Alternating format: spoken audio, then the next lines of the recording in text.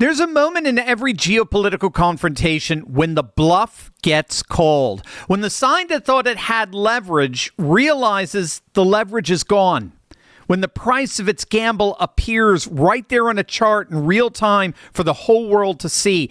That moment for the Islamic Republic of Iran is right now.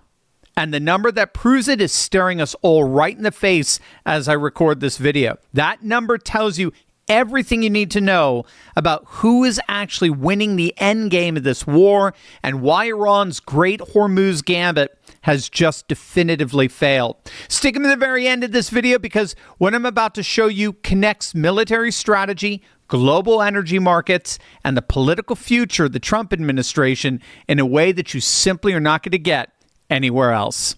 Hey gang, it's me, Dr. Steve, your patron professor, here to help you make sense of the madness with breaking news and analysis you're not going to get anywhere else. So you know what to do. Make sure to smack that bell and subscribe button.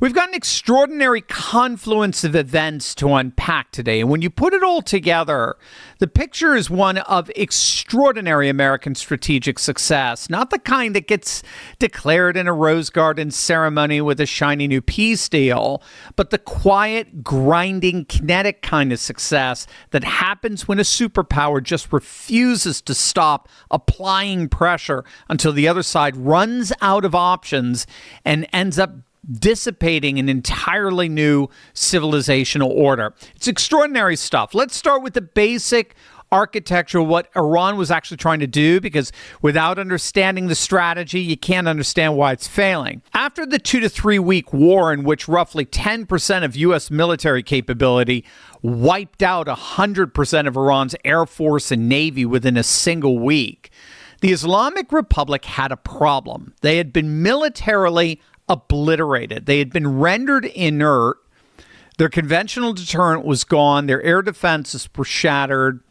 Their navy was at the bottom of the sea. And so, stripped of the ability to project power, to fight back in any conventional military sense, they fell back on the one card they had left, and that's the Strait of Hormuz. You see, you don't need a navy to threaten the Strait of Hormuz. What you need is mines, which Iran has been laying in the strait since the ceasefire went into effect on April 8th. And what you need is coastal missile batteries, dozens of missile launch sites carved into the mountainsides along Iran's southern coastline there, pointing down at any ship foolish enough to try to transit those waters. And that's the choke point Iran has been using as leverage ever since. They've been deliberately trying to pressure President Trump by closing off 20% of the world's oil supply that flows through the strait, spiking the price of oil and hurting Trump politically. And so just 2 days ago, Trump ordered U.S. forces to strike Iranian targets in and around Hormuz. They sank Iranian mine-laying boats. They struck Bandar Abbas, Iran's major port city at the narrowest part of the strait.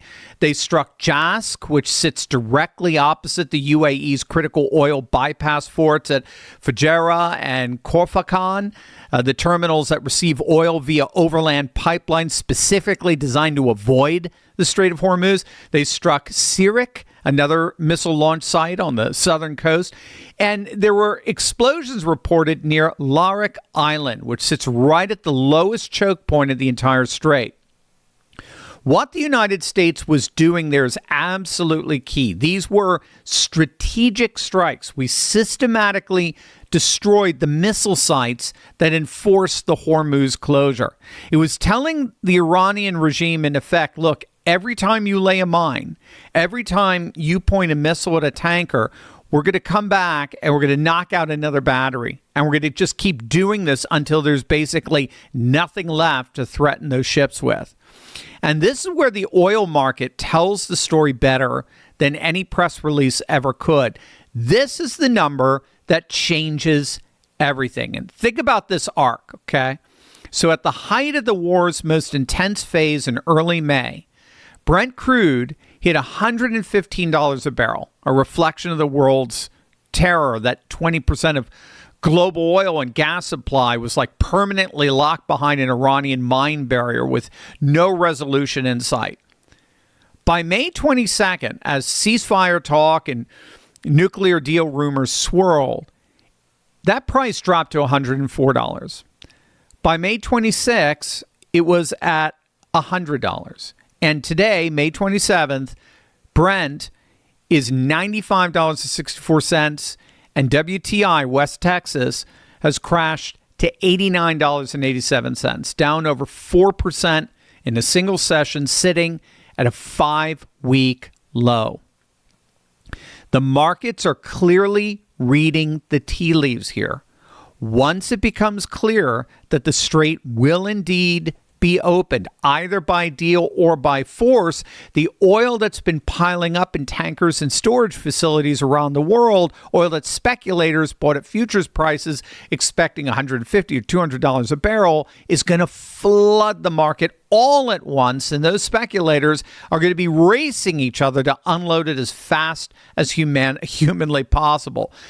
That is the futures market you're watching collapse in real time right now. And it's collapsing because the world has just watched the United States systematically dismantle Iran's ability to keep that strait closed. And this is what's so key here in Trump blowing up Iran's entire strategy in the strait. You see, the Iranians always knew, especially with the midterms fast approaching, that their ace card in these negotiations was the price of oil. They knew Trump desperately wanted that number down. He's been very public about wanting oil at about $60 a barrel. And every time it looked like military action might ramp back up, oil spiked, which created a political headache for an administration that had promised Americans energy relief. This was sort of the rope-a-dope that Iran was running. Keep talking, keep stalling, keep laying mines to maintain the threat, and hope Trump blinks like every other president before him, because he can't afford a spike back to $115 a barrel or so. But there's just one problem with that strategy. It turns out it's Iran that was actually bluffing throughout the entire thing. The global crisis they thought they could effectively orchestrate, it turns out it doesn't actually exist. You see, it's not just the military might of the U.S. forces that's assuring the oil markets that better times are ahead. Something else just happened, and President Trump has just effectively called their bluff. Wait until you see this. But do you ever wonder how people like Nancy Pelosi seem to know exactly when to buy certain stocks, right? How politicians seem to have secret knowledge of what's going to do well in the market? Well, you know what it is. It's all insider trading. Pelosi and her cronies have been getting away with it for years. But guess what, gang? You and I actually have access to that very same inside information. Thanks to a little SEC loophole, we can track what the big corporate CEOs are buying up in real time, and then we could just ride their coattails into financial success legally and ethically. And once you learn the secret of the trade, you're in. Now, to do that, you got to join me along with my good friend and trading expert, Ross Givens, this Thursday, May 28th at 3 p.m. Eastern. Ross is the real deal. His insider tips have led to returns of over 200%. Some have hit as nearly high as 1,500%. It's going to be huge, but seating is limited. So click the link below, snag one of those remaining seats. This is going to change your life, gang. You can't afford to miss it. Investors are increasingly recognizing that the oil crisis the legacy media has been desperately trying to sell us on doesn't actually exist. You see, this is the other side of the military force card. Trump is playing two cards here, a military force card in the region, but a non-scarcity card on the other. You see, we're learning more and more that the scarcity never really existed, the oil scarcity. The United States is pumping more oil than at any other point in our history. Venezuela's pumping at record levels. The UAE's pulled out of OPEC's price-fixing scheme, is beginning to sell more oil at lower prices. There's abundant oil everywhere on Earth. In the end, what was once 20% of it via the Strait of Hormuz, even that, it's just stuck. It's not like it's gone. It just can't move because it's trapped behind Iranian mines and Iranian missile batteries. Open the strait and the dam breaks. And that's precisely why Trump took out what appears to be the last vestiges of Iran's rapidly depleting military in the Hormuz region. What Trump demonstrated there in these latest rounds of strikes is that the military apparatus that allowed the regime to survive all these years has basically been eliminated. That, I believe, is what's beginning to cause the price of oil to plunge to 5-week lows. Investors are beginning to see that not only is this oil shortage non-existent, they're beginning to see that there really is no future for this regime. They were iffy. They didn't know over the last couple of months. They didn't know how this was going to turn out. But more and more, they're recognizing that while we don't know what form the regime will take on the other side of this conflict, whatever form it takes, it will be left relatively inert without the ability to project power either domestically or regionally. And that includes the Strait of Hormuz. So let me give you the bottom line here, the synthesis of everything we've seen this week in the markets, on the battlefield, and the strategic analysis. Iran walked into this war believing that the Strait of Hormuz was its ultimate trump card. They believed that a regime which controlled that choke point controlled the global economy. They believed that the threat of $150 or $200 oil would be enough to deter American force, frustrate American resolve, and buy them the time they needed to either complete their nuclear program or negotiate a lifeline deal. They were wrong on every count. The U.S. military destroyed their conventional forces literally in a matter of days. American oil production, combined with the UAE's pipeline bypass and global supply surpluses, Venezuela and the like, meant that the oil weapon was never really as powerful as they imagined.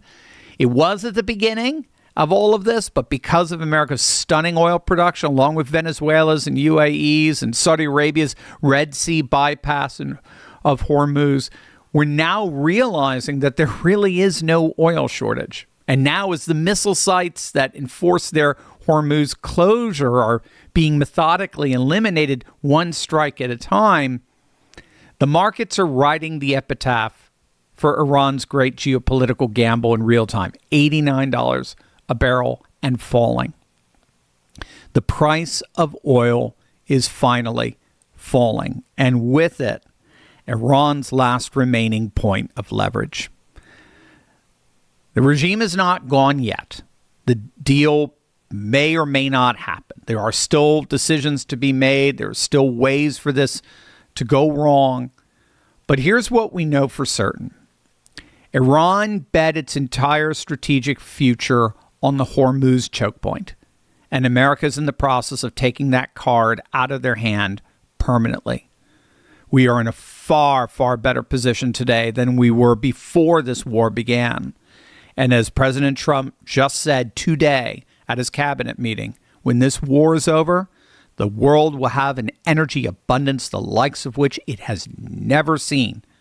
And the United States will be at the global center of it all. Look, if you want to go deeper than what you see here on YouTube, the Courageous Patriot Club is where that happens. Monday Night Live, Q&A, exclusive content, and a real community of patriots standing strong together. Scan the QR code and come join us. I would love to see you in there.